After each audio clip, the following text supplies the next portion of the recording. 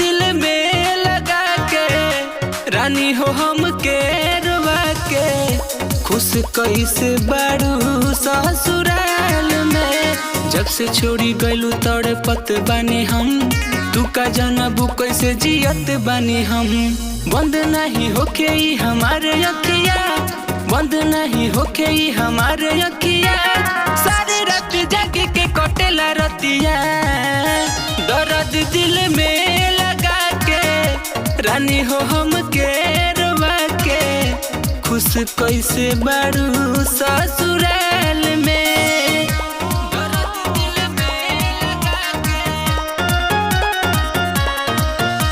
दर्द दिल में लगा के ससुराल में।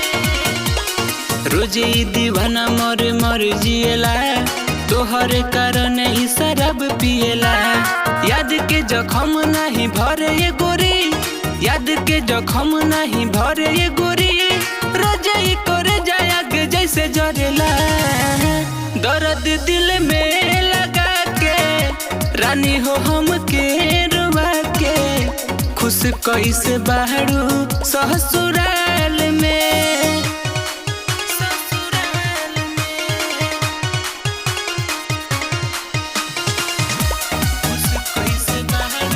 Music by Harinder.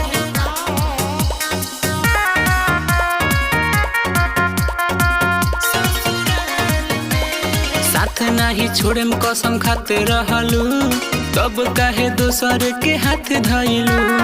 याद नया हिल का पवन पगला, याद नया हिल का लखन पगला, इरु के साथ जब जाते रहलू।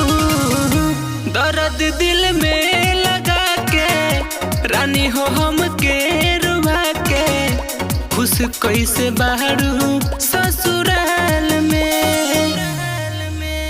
राधे रिकॉर्डिंग स्टूडियो महना चौक।